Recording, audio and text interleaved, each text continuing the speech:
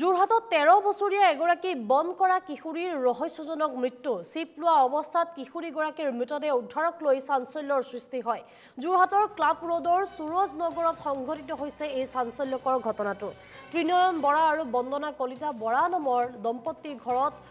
বন কৰা হিচাপে আছিল কিশোৰীগৰাকী আৰু 6টা মাহ ধৰি ত্ৰিনয়ন বৰাৰ ঘৰত থকা কিশোৰীগৰাকীয়ে সোমবাৰে মাতৃলৈ ফোন কৰিছিল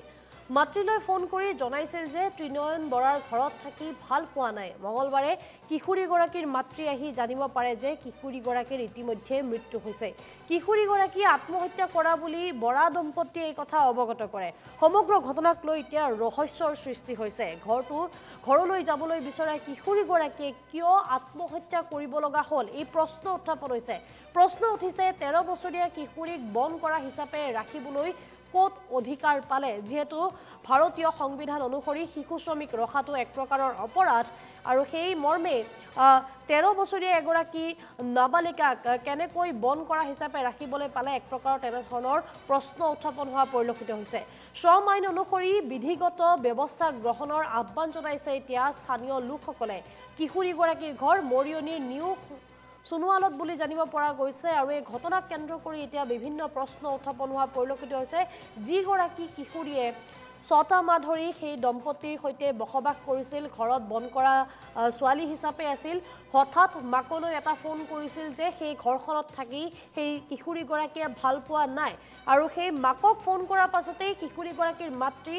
মঙলবাৰৰ দিনটোত তেওঁলোকৰ ঘৰত উপস্থিত হৈছিল কিন্তু মাতৃ উপস্থিত হোৱাৰ পাছত খবৰটো পালে যে কিশোৰীগৰাকীৰ ইতিমধ্যে মৃত্যু হৈছে চিপ লৈ কিশোৰীগৰাকীয়ে আত্মহত্যা কৰা বুলি কৈছে কিন্তু তাৰ পিছতেই বিভিন্ন প্ৰশ্ন উত্থাপন হৈছে যিগৰাকী কিশোৰীয়ে সেই স্থানত থাকি ভাল পোৱা নাই ঘৰলৈ যাবলৈ বিচাৰিছে বুলি যিগৰাকী কিশোৰীয়ে ঘৰৰ লোকক সেই কথা জনাইছিল সেই কিশোৰীগৰাকীয়ে কিয় আত্মহত্যা কৰিব তেনেধৰণৰ এক প্ৰকাৰৰ সন্দেহ উপজা পৰিলক্ষিত হৈছে প্ৰশ্ন উত্থাপন হোৱা পৰিলক্ষিত হৈছে সমগ্ৰ ঘটনা সন্দৰ্ভত আৰক্ষীয়ে ইতিমধ্যে অভিযান অনুসন্ধান তদন্ত অব্যাহত ৰাখিছে আৰু আৰক্ষীৰ তদন্তৰ পাছতে সমগ্ৰ ৰহস্য পোহৰলৈ আহিব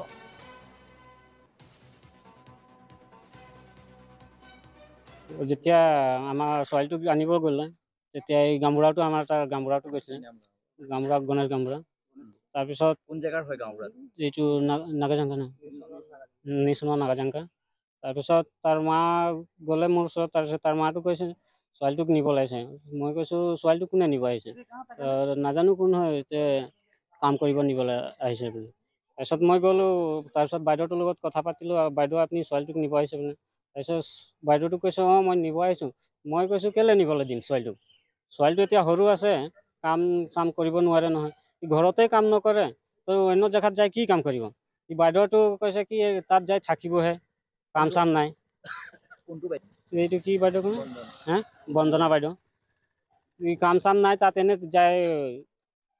থাকিব বুলি তাৰপিছত মই ক'লোঁ ছোৱালীজনীকতো মই যাব নিদিওঁ আপোনালোকে যাওক তাৰপিছত মই ইমানটো কৈ মই অলপ আঁতৰি দিলোঁ তাৰপিছত তাৰ মাৰ লগত কি কথা পাতিলে গাড়ীত বহিলে আৰু চিধা লৈ আহিলে তাত কালি ফোন কৰোঁতে ছোৱালীজনী কৈছে যে মা মই ঘৰলৈ যাম যে মোক নিব আহে তাৰপিছত তাৰ মাটো কৈছে যে মই ঠিক আছে মই আনিবলৈ যাম তাক তাৰপিছত আজি শুনিছোঁ তাৰ মা 2টামান বজাত আহিছে তাৰপিছত মোক ফোন কৰিছে যে ছোৱালীজনী নাই কি হ'ল ছোৱালীজনী চিপ লৈছে বুলি কৈছে আৰু এই সমগ্ৰ ঘটনা সন্দৰ্ভত সবিশেষ জানিবৰ বাবে আমি ফোন যোগে সংযোগ স্থাপন কৰিছোঁ আমাৰ মৰিয়নি সাংবাদিক কল্লোল দেৱ আছে কল্লোল সবিশেষ জানিব বিচাৰিম সমগ্ৰ ঘটনা সন্দৰ্ভত যিহেতু কিশোৰীগৰাকীৰ মৃত্যুক কেন্দ্ৰ কৰি এতিয়া ৰহস্যৰ সৃষ্টি হোৱা পৰিলক্ষিত হৈছে হয় চন্দনা এক চাঞ্চলিকৰ সন্দেহজনক আত্মহত্যা আমি ক'ব লাগিব 13 বছৰীয়া বন কৰা কিশোৰী আচলতে আমি কালি যেতিয়া সংবাদ সম্প্ৰচাৰ কৰিছিলোঁ বা আমি খবৰ লৈছিলোঁ তেতিয়া আমি জানিব পাৰিছিলোঁ যে এই 13 বছৰীয়া যি মুনিক যোৰহাটৰ ক্লাব ৰোডৰ সুৰুজ নগৰত এহাল দম্পতীয়ে লৈ গৈছিল কিন্তু বন কৰা কিশোৰী হিচাপে বা বন কৰা হিচাপে লৈ যোৱা নাছিল ঘৰত লৈ গৈছিল যে ছোৱালীজনী খুব মৰম লগা ছোৱালী খুব ধুনীয়া ছোৱালী এইক আমি পঢ়াম লিখাম যি সুবিধা লাগে সেই সকলোবিলাক সুবিধা দিম কিন্তু ছোৱালীজনীৰ ৰিজাল্ট আহিলে 0 আমি কালি গম পালো যে ছোৱালীজনী আত্মহত্যা কৰিলে বা চিপ ল'লে কিন্তু কি কাৰণত চিপ ল'লে আৰু বিভিন্ন সময়ত সংবাদ প্ৰচাৰ হোৱা দেখা যায় যে শিশু নিৰ্যাতন বা বন কৰা ছোৱালী ছোৱালীৰ ওপৰত নিৰ্যাতন এনে বিভিন্ন ধৰণৰ আমি বাতৰি সম্প্ৰচাৰ কৰিছো বা দেখিছো কিন্তু এই যি এক ঘটনা হৈছে আৰু এই 13 বছৰীয়া কিশোৰী এগৰাকীয়ে যে চিপ ললে এয়া খুব ডাঙৰ এক ৰহস্য আছে আমি জানিব পাৰিছো আৰু পুলিচ প্ৰশাসন বা প্ৰশাসনে যদি খুব ভাল ধৰণে ইনভেষ্টিগেশ্যন কৰে তেতিয়াহে আচলতে সকলো তথ্য ওলাই আহিব কিন্তু 13 বছৰীয়া কিশোৰী এগৰাকীয়ে কেনেকে চিপ লবলৈ পাৰে বা আমি জানিব পাৰিছো যে ডাইনিং টেবুলৰ ওপৰত ফেন এখনত ওলমি থকা অৱস্থাত পাইছে কিন্তু তাই ইমানটো কেনেকে পালে আৰু এই দিনৰ ভাগত সুইচাইড কৰোতে ঘৰত কোনো নাছিলে নেকি আৰু আমি আৰু এটা তথ্য আমি পাইছো তাত এগৰাকী ছোৱালী আছিলে সেই ছোৱালীজনীৰ আমি ভাষ্য ল'বলৈ যত্ন কৰিছিলো আমি অকমান পিছত আকৌ আমি সেই দিবলৈ চেষ্টা কৰিম আমি বাতৰি সম্প্ৰচাৰ কৰিবলৈ চেষ্টা কৰিম এই ছোৱালীজনীও তাত আছিলে তাত এসপ্তাহ থাকি ওলাই আহিছিলে এই ছোৱালীজনীৰ লগত আমি কালি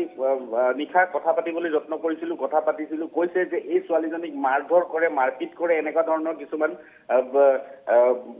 কথা আহি পৰিছে আৰু যদি পুলিচ প্ৰশাসনে যদি ভালকে ইনভেষ্টিগেশ্যন কৰে বা সুন্দৰ ধৰণে যদি তথ্য সহকাৰে যদি ইনভেষ্টিগেশ্যন কৰে তেতিয়া ইয়াৰ সকলো তথ্য ছোৱালীজনী আত্মহত্যা কৰিলে নে অন্য কিবা ইয়াৰ সম্পূৰ্ণ তথ্য আৰু সম্পূৰ্ণ কিয় কৰিলে বা সঁচাকে যদি কৰিলে কিয় কৰিলে আৰু বা নাই কৰা যদিও কেনেধৰণে আচলতে ওলমি আছিলে এয়া খুব এক সন্দেহ প্ৰকাশ হৈছে ওচৰ চুবুৰীয়া লোকসকলেও এনেধৰণৰ এক মন্তব্য দিছে হয় চন্দনা হয় কল্লোলদে ধন্যবাদ জ্ঞাপন কৰিছো আমি পৰৱৰ্তী সময়ত আকৌ আপোনাৰ ওচৰলৈ যাম ঘটনা সন্দৰ্ভত সবিশেষ জানিবলৈ চেষ্টা কৰিম